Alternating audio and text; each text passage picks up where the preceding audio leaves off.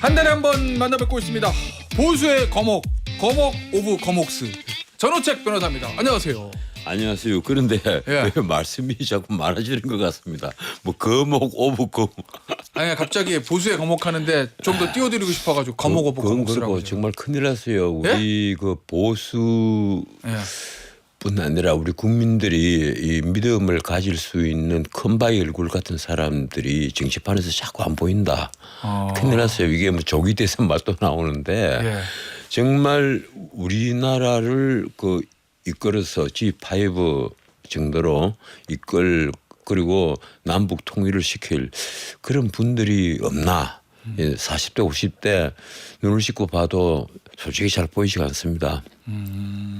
그러세요. 예. 큰바위 얼굴. 큰바위. 예, 우리 뭐 김태현 앵커가 큰바위 얼굴이 한번 대보든지. 그럴까요? 예. 자, 어떤 얘기부터 해볼까요?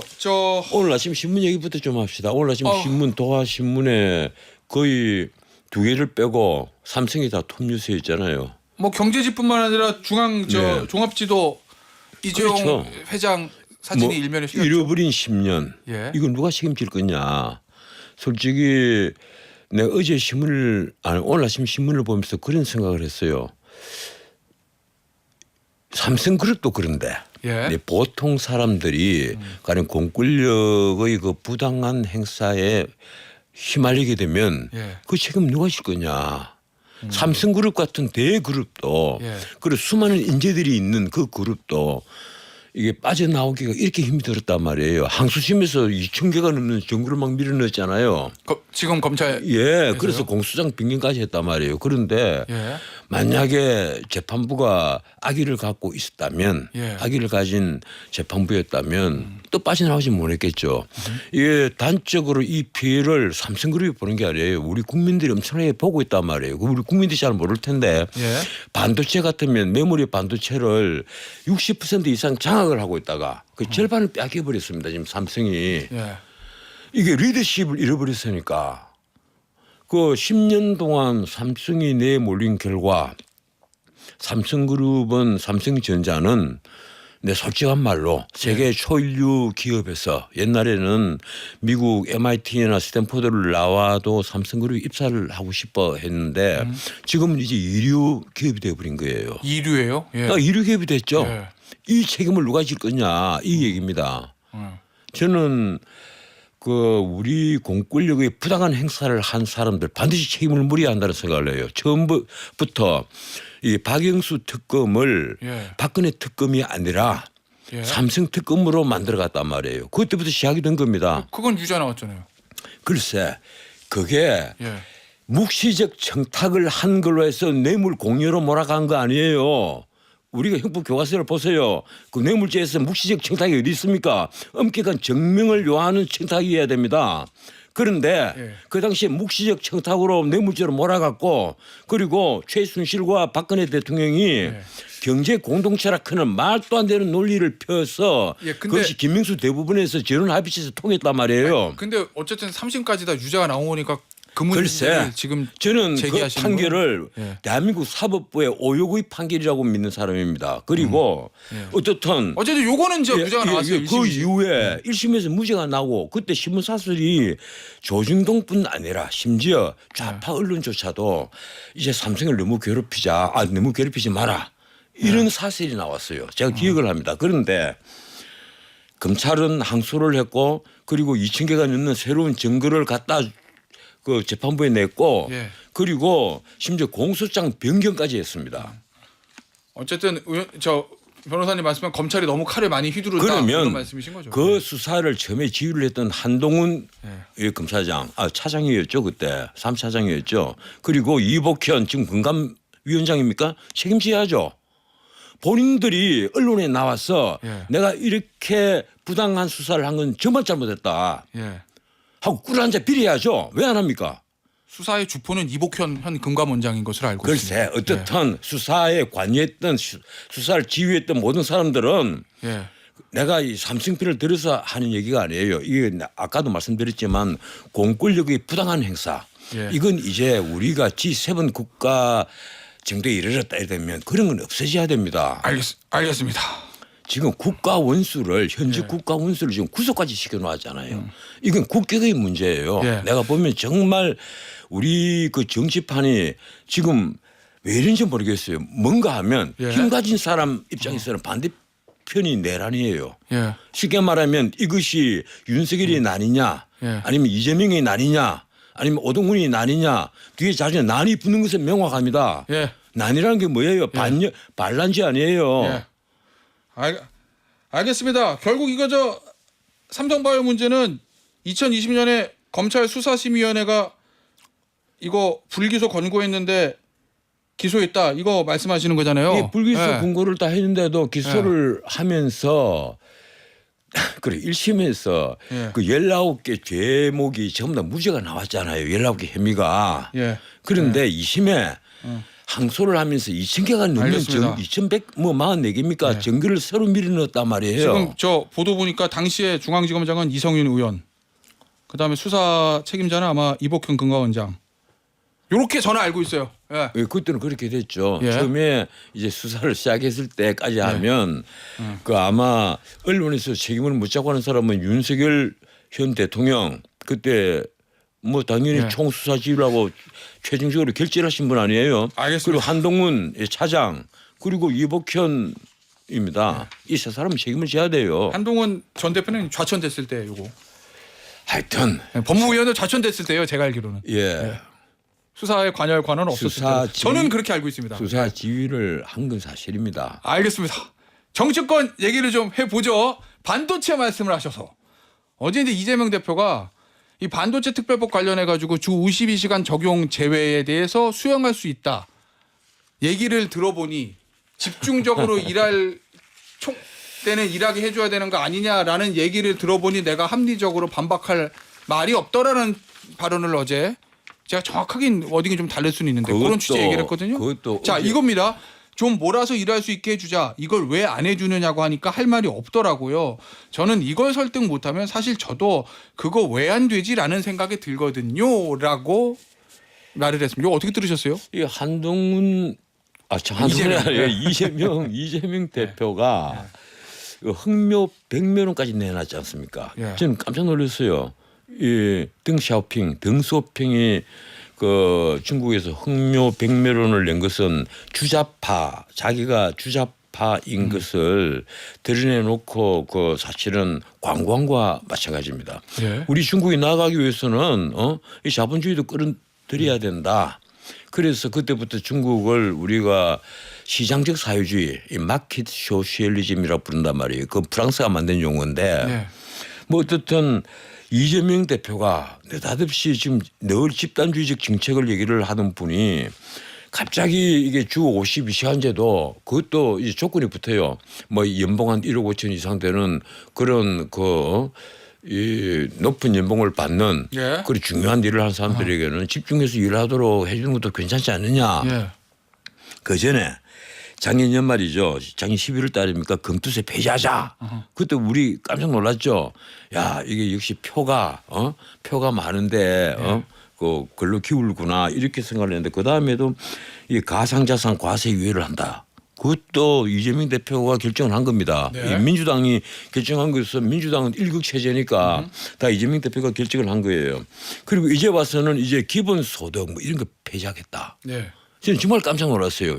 이재명 이꼴을 기본소득인데 예. 기본 금융 뭐 기본 주택 기본 소득 이런 거 있는데 그래서 내가 늘 그런 얘기를 하잖아요. 국민의힘 정강 정책에 왜 기본 소득이라는 단어가 있느냐 이 미친놈들아. 정체성 왜 이렇게 흔들리느냐. 과격한 발언과 욕설적 발언을 좀 자제해 그 주시는 게. 욕설성보다 그 애칭이라고 좀 들어주세요. 그렇게 내가 얘기를 했는데 예.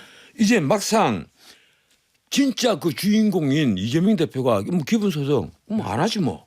그 정책 폐기하겠다. 이렇게 나와버린단 말이에요. 이러니까 그걸 어떻게 평가하시나요? 이러니까 조선일보에 뭐라고 얘기하는가 하면 너무 변했어. 낯선 이재명. 아마 그게 오늘 아침 신문일 겁니다. 예. 예. 너무 변했어. 봤어요. 낯선 이재명. 그래서 그걸 어떻게 평가하세요, 우리 변호사님은?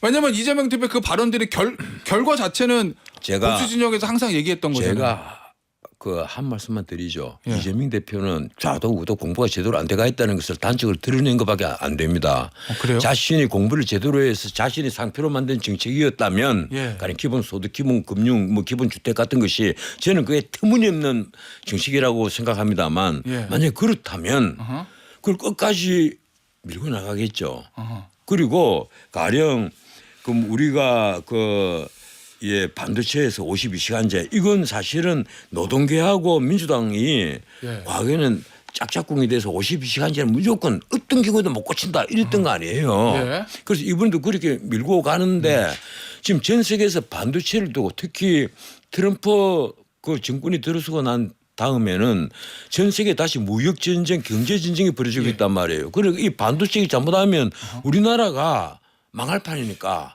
작년 그래 재작년 12월 달부터 반도체가 다시 살아나면서 우리 경제가 근근히 올라왔는데 예. 이게 또 처박힐 위험성이 있으니까 그런데 이제 느닷없이 반도체 업계에서 방방 울고 있잖아요 지금. 솔직히 말해서 HBM 같은 것은 SK 하이닉스는 만들어냈는데 삼성이 못하는 이유는 워낙 감시하는 눈이 많아서예요. 이게 주 52시간제 이런 걸 가지고는요. 그런 걸 연구할 인력이 제대로 자리에 붙어서 연구를 못 합니다. 이러니까 주 52시간제 이걸 우리 좀 제외시켜 주세요. 예. 이 얘기를 계속해서 읍소를 하는데 그걸 지금까지 못 하도록 하다가 이제 왔어라도 이재명 대표가 그거 연봉이 한 1억 5천 이상 되는 사람들 그 집중해서 지금 몰아서 일하도록 예. 총노동 시간은 제한을 하되 자기가 일하고 싶은 거 한꺼번에 완전 몰아서 할 수 있도록 하는 것도 괜찮지 않느냐. 알겠습니다. 자, 그러면은 결과적으로는 이재명 대표의 방향 전환이 그래 옳다는 말씀이신 건데 이게 이재명 대표 입장에서 보면은 전통적 지지층에 좀 반하는 얘기잖아요.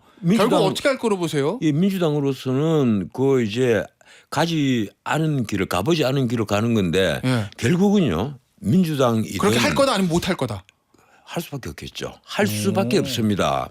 대선을 이게 위해서라도. 노총도 마찬가지고요. 이 예. 민노총도 결국은 알겠습니다. 그걸 묵인해 줄 수밖에 없을 예. 거예요. 왜 그런가 하면 지금 우리나라가 그나마 지금 생명을 가지고 있는 것이 반도체하고 그리고 이번에 새로 부활하고 있는 조선입니다.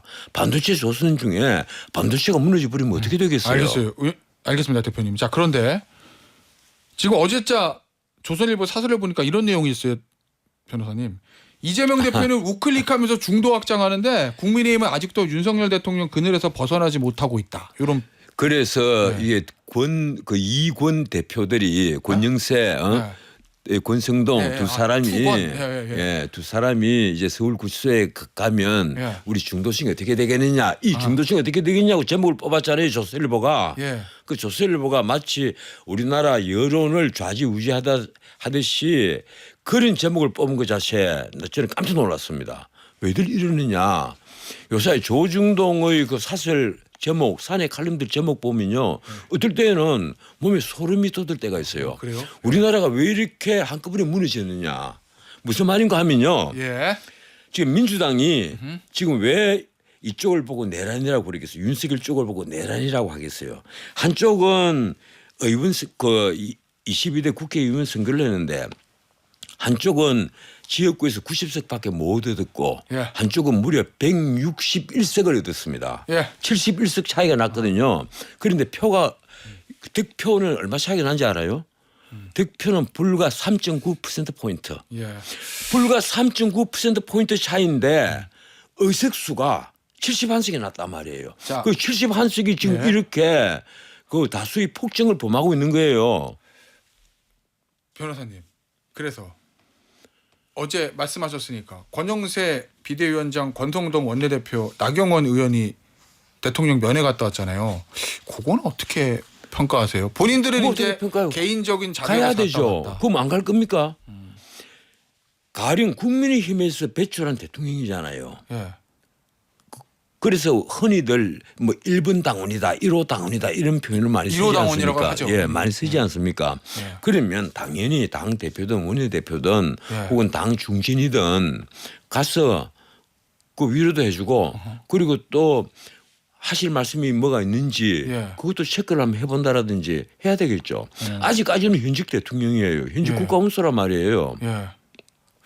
그런데 앞서 뭐 좀 비판적으로 아니 말씀하셨지만 그 당연한 일을 두고 예. 신문 사설이 예. 지금 당 원내대표와 당 대표가 예. 지금 쉽게 말하면 비대위 체제잖아요. 그 비대위가 움직여서 예. 서울구치소로 간다는 것이 알겠습니다. 그 중도층이 자, 그러면- 보면 어떻게 생각하겠느냐 이런 식의 사설 제목을 뽑으니까 내가 기가 막혀 하는 거예요. 그러면 변호사님 만약에 탄핵이 만약에요 가정 아직 결과 나온 거 아니니까 탄핵이 인용되면 당연히 조기 대선이고 지난주에 출연하셨을 때 탄핵이 기각되더라도 윤석열 대통령 임기 채우지 못할 거고 조기 대선 갈 수밖에 없다 그런 취지로 그때 말씀하셨거든요. 조기 대선은 지금 그 가령 탄핵 때 다르겠죠. 파면이 돼서 조기 대선과는 완전 파면이 다르겠죠. 되면 네. 그 두 달 안에 선거를 예. 하는 겁니다. 그러면 가령 국민의힘 같은 경우는 20일 안에 후보를 결정을 해야 되고 예. 나머지 40일 동안 대선 예. 운동에 돌입을 해야 돼요. 자 그러면 예, 그런데 그 경우는 내가 뭔가 하면 윤석열 대통령이 무사히 복귀를 한다 하더라도 예. 이미 권위가 땅에 떨어졌으니까 예.